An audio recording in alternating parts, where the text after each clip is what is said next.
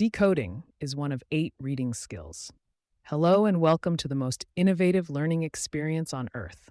No small feat, to be sure, and you will discover that GSU has earned this honor. Welcome. Global Sovereign University is a free school for everyone. Homeschooled children, students in traditional classrooms who are hungry for better tools, and adults who never stopped wanting to learn.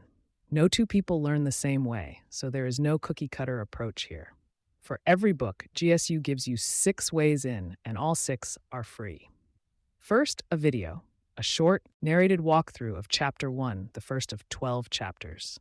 Second, a podcast, this one, where you can hear all of Chapter 1 read aloud.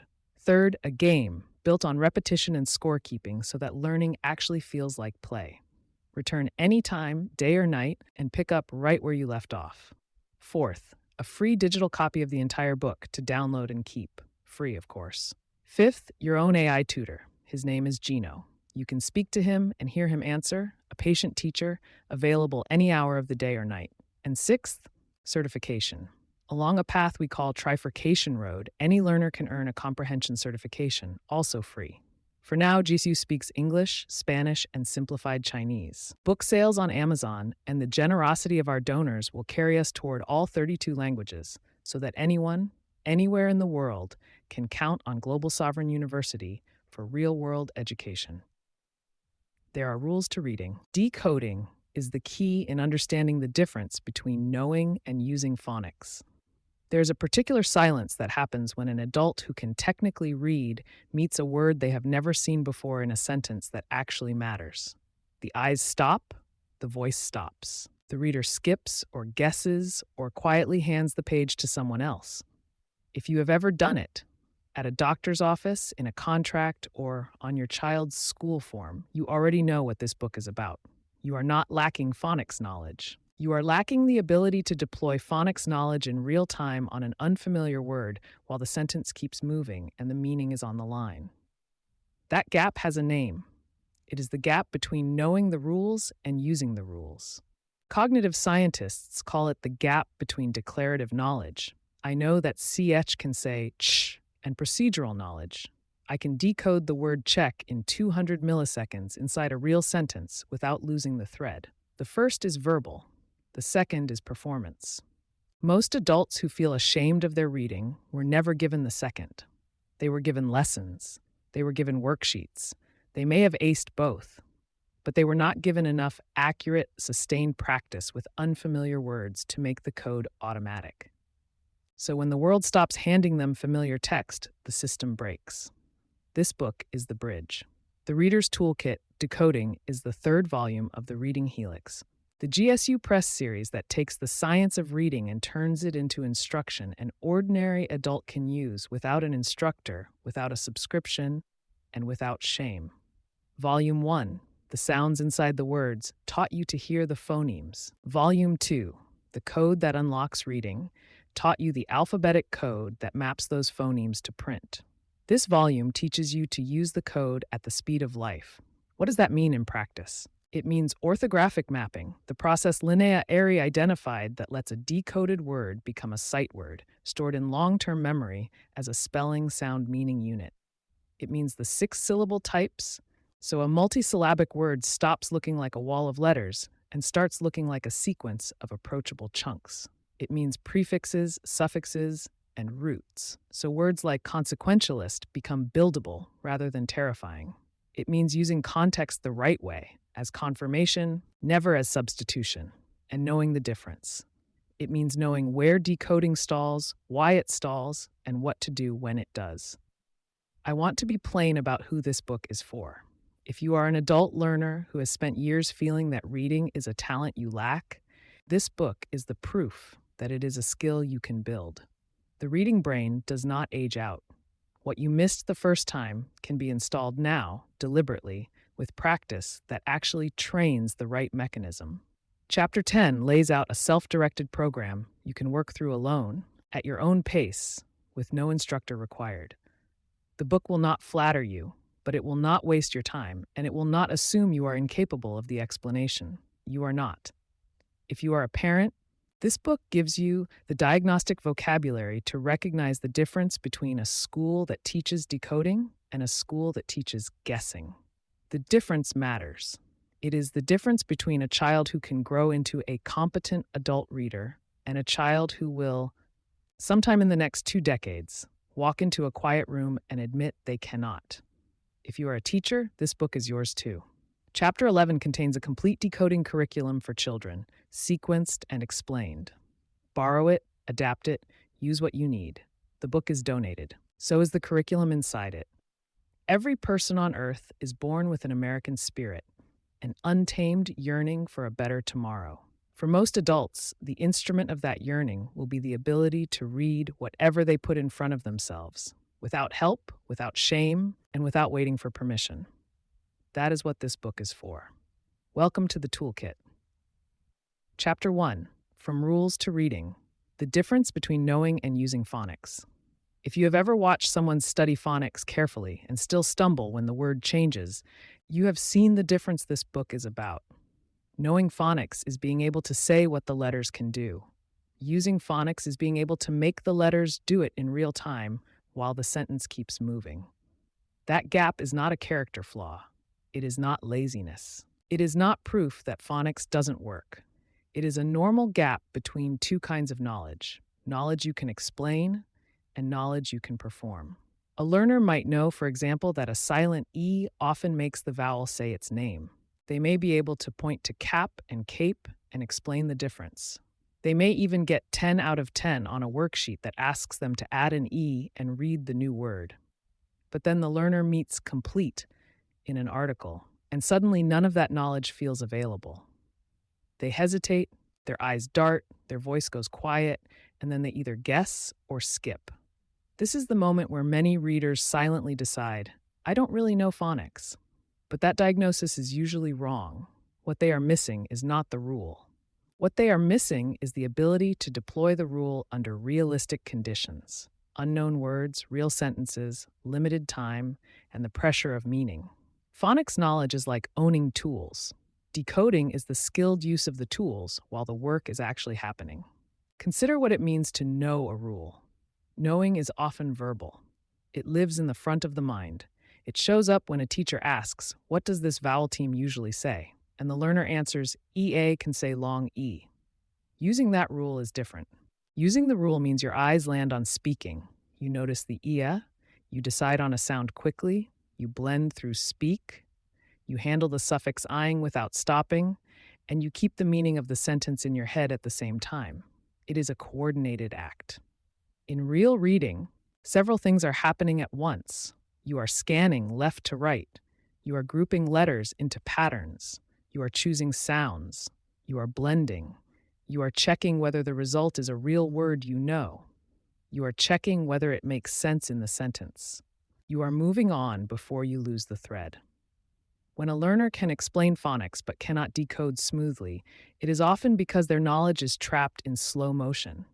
They can do it, but only if the world pauses and the word is isolated and the stakes are low. Reading does not offer those conditions. This is why a child can ace a phonics lesson at 10 and struggle in a story at 10:15. It is why an adult can nod through a review of vowel teams and then freeze on the first unfamiliar word in a workplace email. The reading situation is asking for a different form of mastery. There is a useful way to name the difference: declarative knowledge versus procedural knowledge. Declarative knowledge is I know that. Procedural knowledge is I know how. Declarative knowledge sounds like this: sake and sake. Procedural knowledge sounds like this inside the brain at the speed of life. This looks like a word with ksh at the beginning. I'll try ksh. Now blend, check. Does that make sense here? Yes, check the form. Move on. When decoding is not yet procedural, the learner often experiences it as a series of interruptions. The rule has to be pulled up intentionally, like searching for a file. That search takes time. Time breaks comprehension, and once comprehension breaks, reading stops feeling like reading and starts feeling like labor. This is one reason guessing becomes tempting. Guessing is fast, skipping is fast, using context to fill in a word is fast. But fast is not the same as skilled, and those habits quietly prevent the brain from practicing the one thing that would make reading easier next time: accurate decoding. In the earlier books in the Reading Helix, you built the ingredients: phoneme awareness, letter sound knowledge, and the major spelling patterns that drive English. That is like learning the notes on a piano and understanding which keys correspond to which sounds. This volume is about playing the music. It is about the shift from "I can identify the parts" to "I can perform the whole act." The shift matters most when words get longer. A reader can rely on memory for a while. Many short, high-frequency words are learned early and repeated often. A learner may read everyday text and appear fine because the vocabulary stays in the already memorized zone. Then school, work, or adulthood introduces new terrain: consequence, procedure, independent, relationship, eligibility, respiratory. Suddenly, the reader's sight word bank is not enough, and the text is full of words that must be built on the spot. This is why decoding is not a beginner skill. It is an intermediate and advanced skill. It is how you handle the words you have not yet met. Notice what happens when a reader meets a word like consequentialist. Even strong readers do not recognize it instantly if they have never seen it. They do something active, even if it is so fast it feels invisible. They spot familiar chunks: con, sequence, al, and ist. They decide how to pronounce each chunk. They blend: consequential ist. They check: does that match something I've heard? Does it make sense in this sentence? That is decoding. It is not guessing, and it is not memorization. It is on-the-fly construction. A learner who knows phonics but cannot do this often falls into predictable patterns. They treat every unfamiliar word as a whole unit instead of breaking it into parts. They try one sound. It doesn't work instantly, and they abandon it. They over-rely on the first letter and the general shape of the word. They substitute a word that would fit the sentence but is not on the page. They sound out letter by letter, slowly, without grouping, and run out of working memory before the word becomes recognizable. Each of these patterns makes sense as a coping strategy. Each one also blocks growth.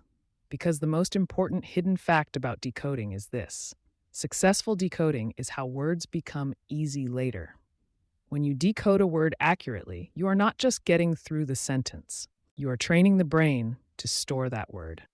In the next chapter, we will talk about orthographic mapping, the process that turns a decoded word into a sight word. For now, you only need the practical takeaway. The struggle you feel while decoding is not wasted effort. When it is done accurately, it is the effort that pays you back. A reader who guesses robs themselves of that payoff. A reader who skips robs themselves of that payoff. A reader who waits for someone else to tell them the word robs themselves of that payoff. Not because those choices are morally wrong, but because they short-circuit the mechanism that builds reading power. This is why in this book, we will keep coming back to one core message. Your job is not to be fast at first. Your job is to be accurate, strategic, and persistent. Here is how the difference can sound in a real exchange. A teacher points to the word complete. The learner says, "I know that one. I think I know it." What do you notice? It has a magic E at the end. Good. Now use that information. Where would you split it? The learner pauses. This is the moment. Because knowing about magic E does not automatically tell you how to handle a longer word with more than one vowel. The learner needs a procedure, not another fact. They try complete.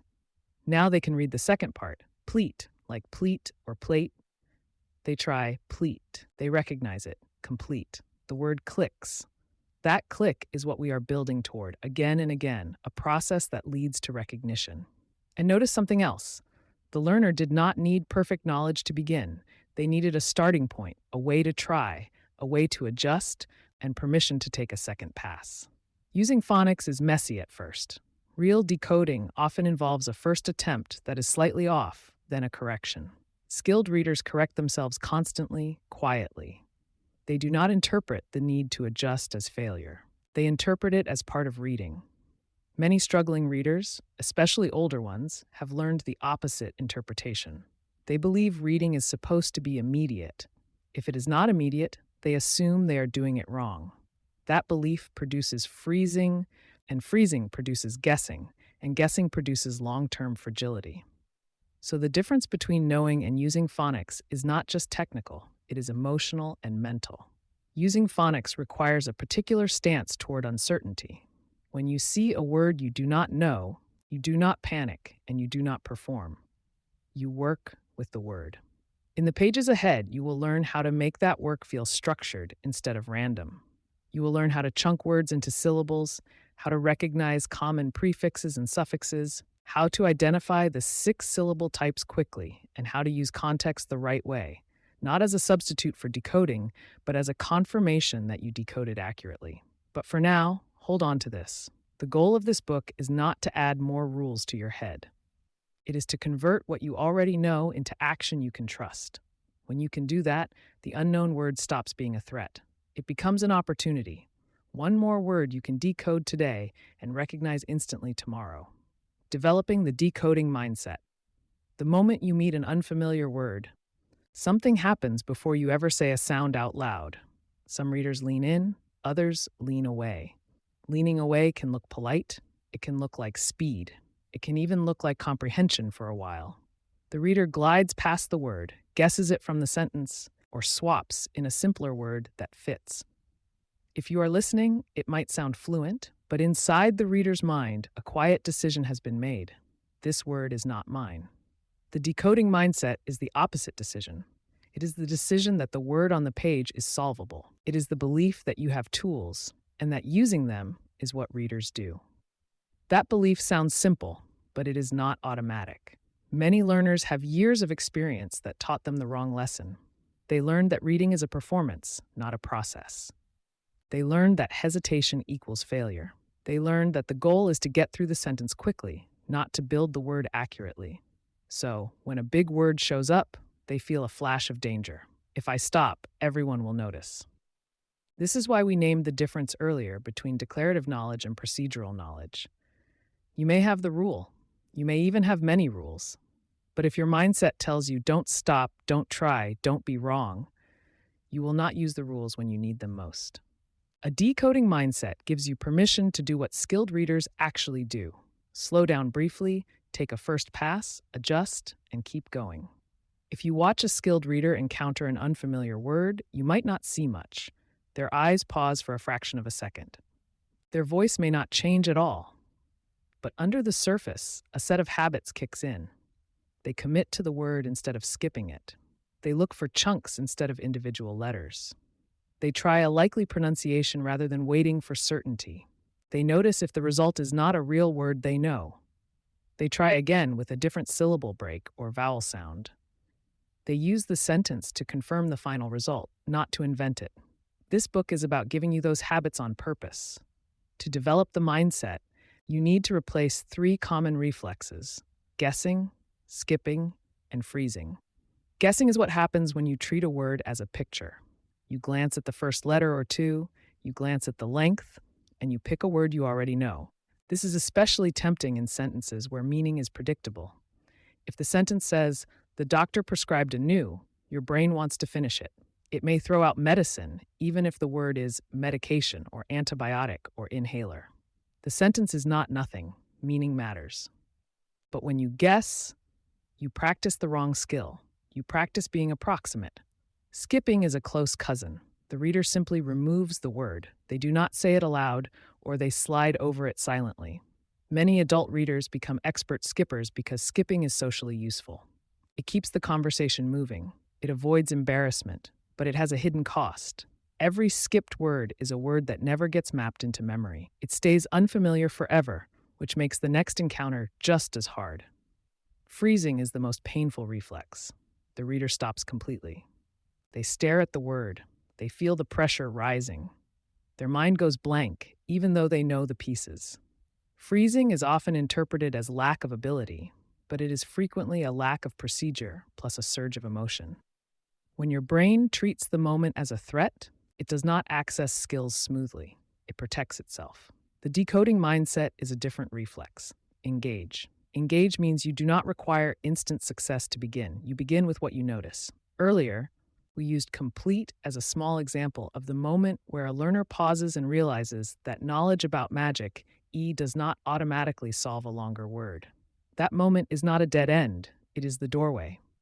The decoding mindset turns that pause into a plan. A plan can be simple, almost like a script you repeat until it becomes automatic. 1. I will not skip this word. 2. I will find the vowel pattern and the syllable chunks. 3. I will try a pronunciation that matches what I see. 4. If it sounds wrong, I will adjust and try again. 5. I will use context to check after I decode. When a learner adopts that script, the power dynamic changes. The word stops being the judge, and you become the problem solver. This matters because long words do not ask you to know them in advance. They ask you to work with them. Think about the earlier example, consequentialist. A reader who guesses might say consequences and keep moving. A reader who skips might say nothing at all and hope the rest of the sentence is enough. A reader who freezes might get stuck on the first syllable, turning con into a tunnel. But a decoder says, I see con, I see a sequence, I see al and ist. They do not need to be a linguist. They just need to recognize that long words are often made of meaningful parts and pronounceable syllables. The decoding mindset is also a shift in what you think a mistake means. Many learners carry an invisible rule. If I say it wrong the first time, I am bad at reading. That rule is poison to growth. Skilled readers do not follow it. They follow a different rule. A first attempt is information. When you try a word and it does not click, that is not failure. That is the normal first draft of decoding. You are testing a hypothesis. Is this vowel long or short? Is this syllable open or closed? Is that a prefix or just letters that look like one? You test, then you revise. The goal is not to avoid revisions. The goal is to revise quickly and calmly. This is why, in this book, we will treat self-correction as a sign of strength. Self-correction means you are monitoring your reading. It means you are not just making sounds. You are evaluating whether those sounds match a word you know and a meaning that fits the sentence. That monitoring is the heart of real reading. Here is what this can look like in a real moment. An adult learner is reading a workplace email. The sentence says, please review the confidentiality agreement before signing. They get to confidentiality and hesitate. Old reflex, con, I don't know, skip it. Or guess, please review the contract agreement. Decoding mindset, I don't know this word yet, but it is built. Let me work it. They might try, slowly at first, confidentiality. Maybe the first attempt comes out slightly tangled. Confidential, confinden. They pause. They try again. Now they recognize the word confidential, which they have heard, and the ending iti, which they begin to understand as the state of. The word clicks into place, confidentiality. Notice what changed. They did not suddenly become smarter. They changed what they did when they did not know. This mindset also changes what you are aiming for in the short term. In early decoding practice, speed is not the goal. Control is the goal.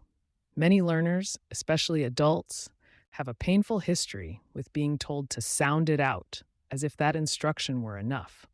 Sometimes sound it out meant letter-by-letter labor that produced a string of sounds with no payoff. Sometimes it meant public struggle. So learners concluded that decoding is slow and humiliating. They decided they would rather guess.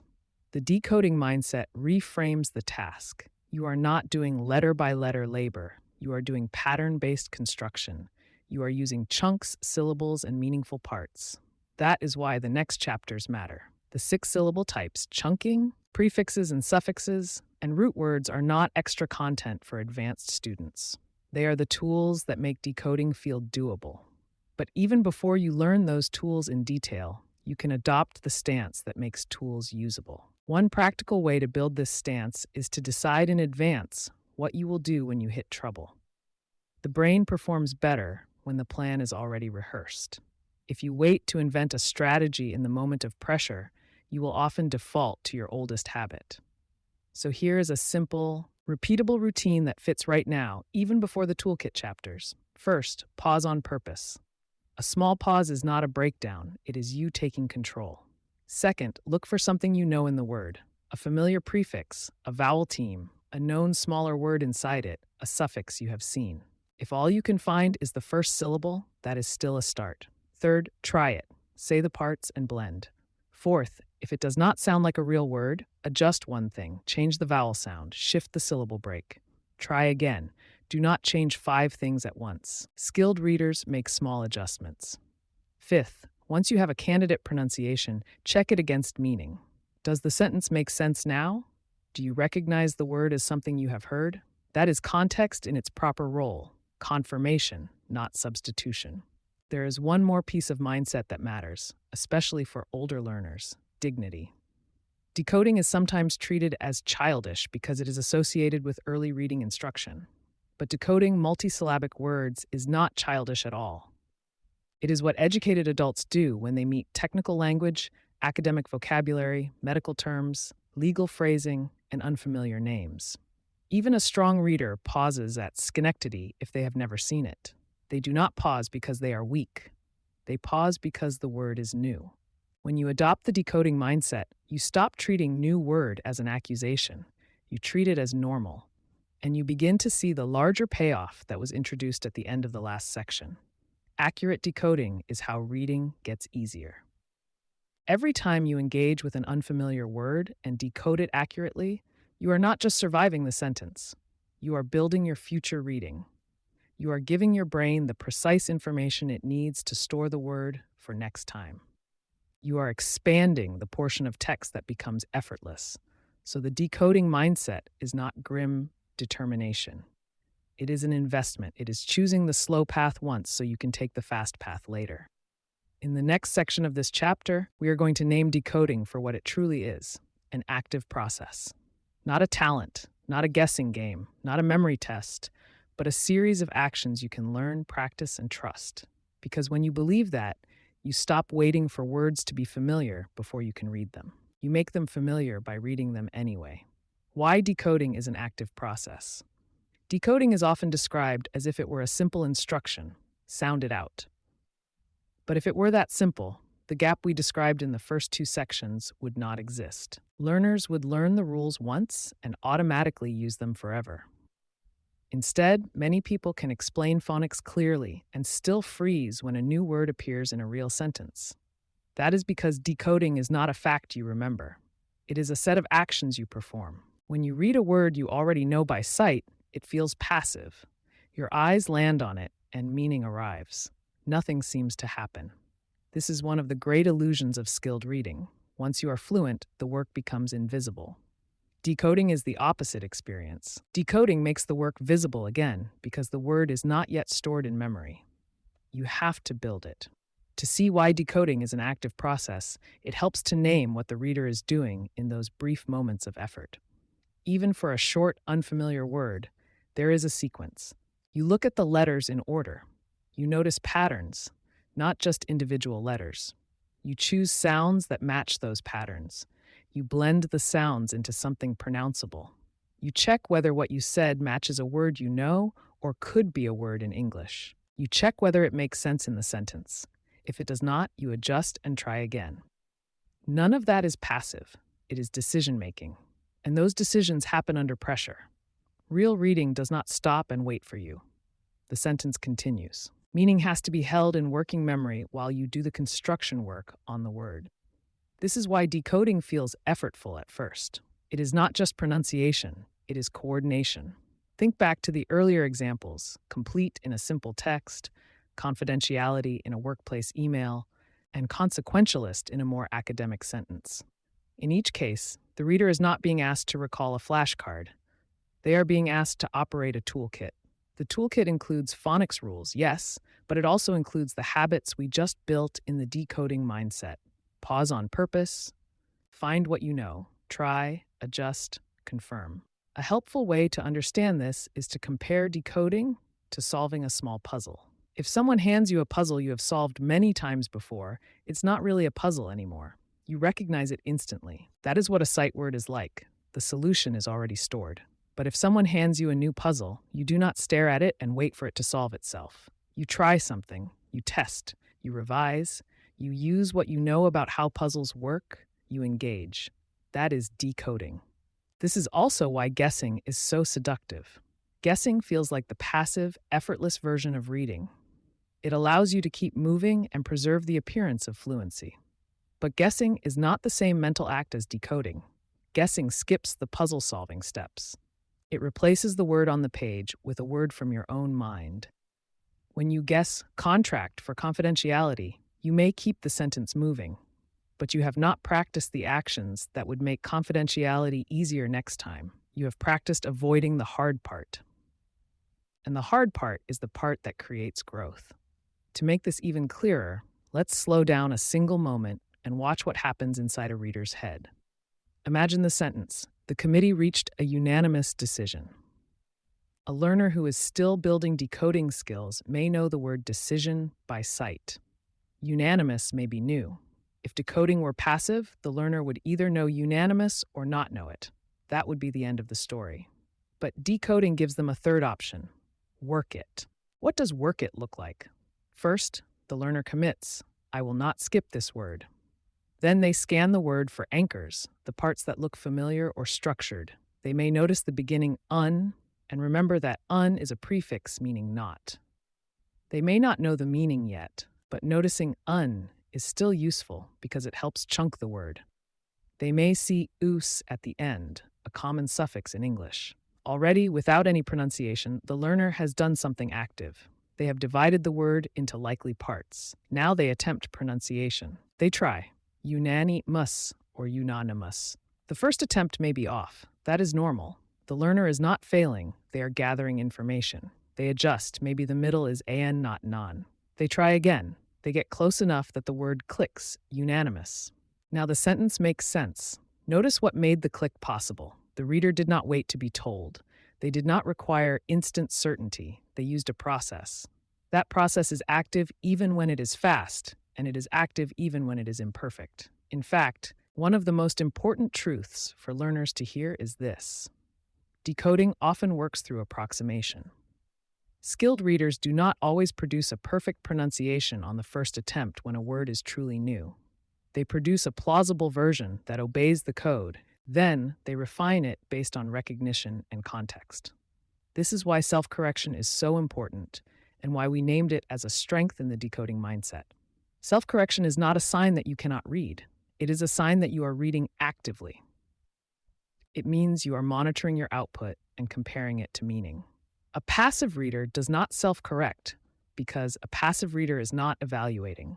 A passive reader either recognizes instantly or moves on. Active decoding includes the built-in question: does this sound like a real word, and does it fit here? That question is the bridge between phonics and comprehension. It is also the reason decoding is not just saying sounds. Decoding is constructing a word in a way that is accurate enough to connect to a stored word or to create a new stored word. That last part matters, and it connects directly to what we previewed at the end of the first section. Successful decoding is how words become easy later. There is a reason this book will soon take you into orthographic mapping. If you decode accurately, you feed the brain the exact information it needs to store the spelling, pronunciation, and meaning connection. If you guess, you feed the brain noise. So decoding is active not only because it requires effort in the moment, but also because it is the engine of long-term change. Every time you work on a word instead of dodging it, you are not just getting through that sentence. You are changing what will be automatic tomorrow. This is also why sound it out can fail as an instruction if it is not paired with tools. Some learners interpret sound it out as letter-by-letter reading. They produce something like lest for consequentialist. By the time they reach the end, the beginning has evaporated from working memory.